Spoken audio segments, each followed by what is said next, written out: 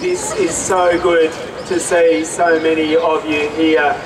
Great to see so many of you here in the middle of the electorate of Melbourne that believes in compassion and always will.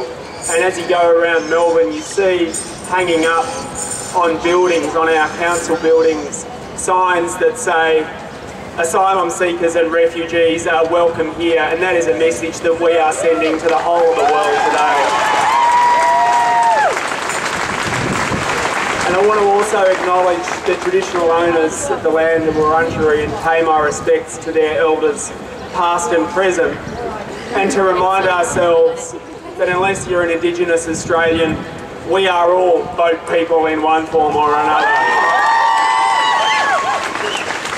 And as we turn our backs on those people who are seeking our help, we hear government say, well look, this is all about, at the end of the day, stopping the drownings at sea. And I think we should pause on this issue for a moment, because I think every person who is here at this rally and every person in this country cannot help but have their heart go out when they see the awful scenes of people drowning at sea as they are risking their and their families' lives to have a better future. But if you are really concerned about that, what you would be doing is providing safer pathways for those people who are fleeing war and persecution. Because let's just think, there is a country on the other side of the world where we are saying the situation is so bad that we as Australia will send our troops over there and put them in harm's way. And yet, when people flee that same terror, we close our doors to them. That is not the Australian way.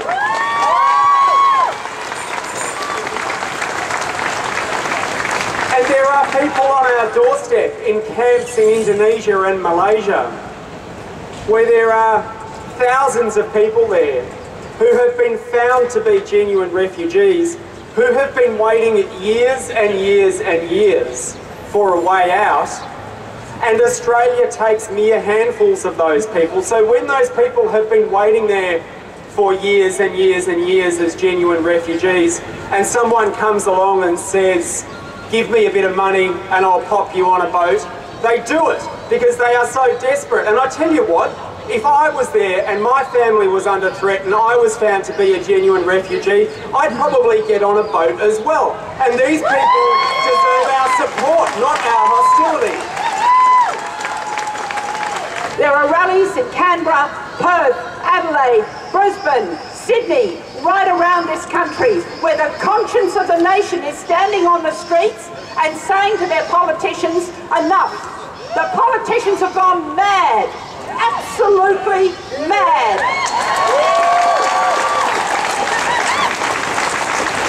Who could believe that in this country we would have an opposition leader talking about taking out the military to attack vulnerable people on the seas? Who could believe it? And all he's doing is trying to trump the present Prime Minister with his ridiculous notion of dumping people offshore in the impoverished islands around this nation. When you get a young Hazara saying to you, and you ask him, have you been into the city? The train from Dandenong to Melbourne should not be a dangerous journey.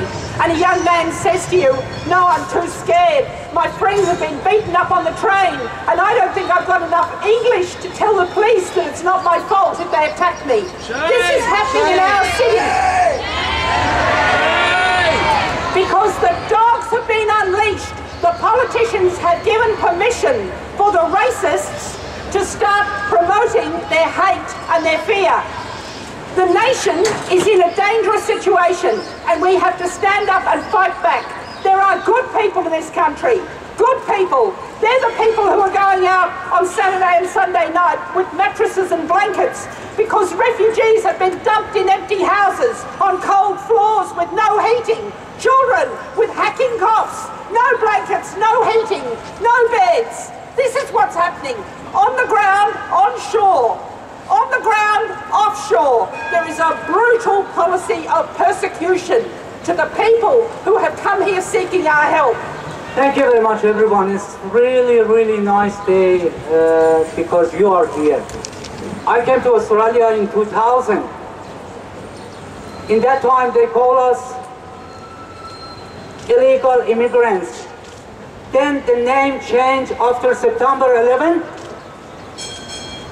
to terrorists. Then changed again to Q jumper. And it's always change and change and change. Now become economic refugee. Seek asylum shouldn't be illegal in Australia by Australian people's law and United Nations law, not this bloody government and also Tony Abbott.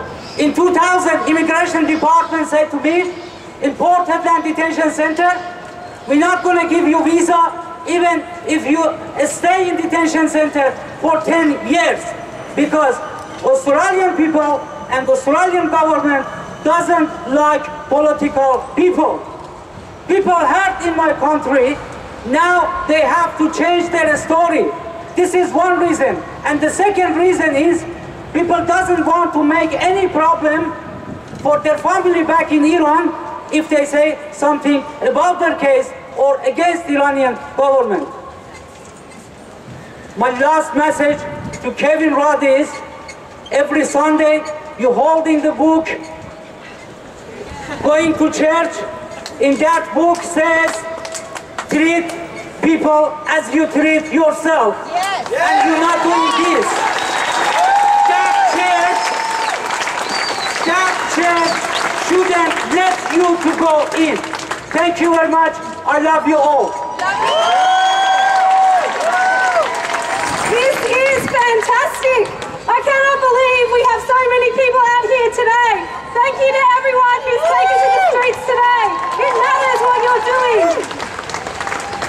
It shows the criminals in Canberra that we will not stand for their racism, that we will not stand for their scapegoating. This is the worst refugee policy in our lifetime, and that is saying something. Things have been going from bad to worse to evil, and now I don't even know where we are right now. So shame on you, Labor, for taking us here. And shame also on the Labor left figures like Doug Cameron for justifying this racist disgrace. Shame on you.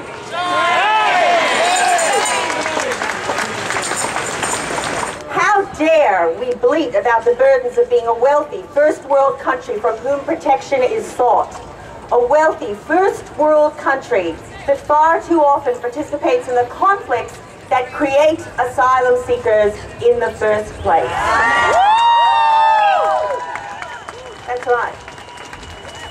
Instead, shouldn't we be thankful that we don't have to flee our home and leave our loved ones behind to seek safety in a strange land?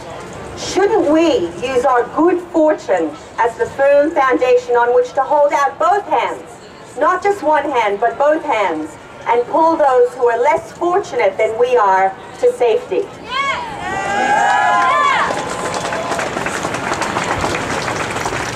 How in the world has it come to this? Have we forgotten the systemic persecution and murder of 6 million Jews in Nazi Europe, the very event that led to the creation of the 1951 Refugee Convention? In particular, have we forgotten the voyage of the damned, the doomed search by the SS St. Louis for a safe haven for its cargo of Jewish refugees? When Canada, the United States, and Cuba turned the SS St. Louis away, that boat was forced to return to Nazi Europe, where the Jewish asylum seekers on board met their fate. The Refugee Convention that we have signed incorporates the world's collective insight into the workings of power learned from the Holocaust. It grew from the world's understanding that if powerful, sovereign nations were given absolute control over who comes to this country and the circumstances in which they come, that the world's most powerless would be left to their fate in the way of Europe's Jews. Earlier this year, the federal government decided to leave students out in the dark. So we stand in solidarity with asylum seekers and refugees who have been left out in the dark by this federal government. We're currently running a federal election campaign where we're asking young people to vote on the issues that matter to them the most. Most respondents have selected humane treatment of asylum seekers as their #1 issue in this coming election. The Labor Party must stop the race to the bottom and implement policies that put asylum seekers first and racists last. Let us not pretend that Rudd and Abbott are trying to save lives.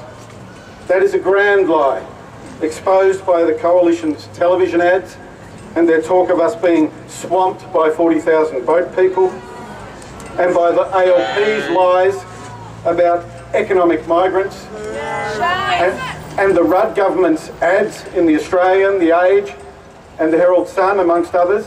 I find it hard to believe that a lot of asylum seekers in Indonesia are currently reading The Age, The Australian and the Herald Sun to see those ads. They are nothing but dog whistle ads. They're not even dog whistle ads, they're very specific ads aimed at the bigots in our community. Both major parties must be condemned, and we stand here today to condemn them. We stand here today to bear witness to and to reject the evil being done in our name, and to proclaim that it will not be done in our name.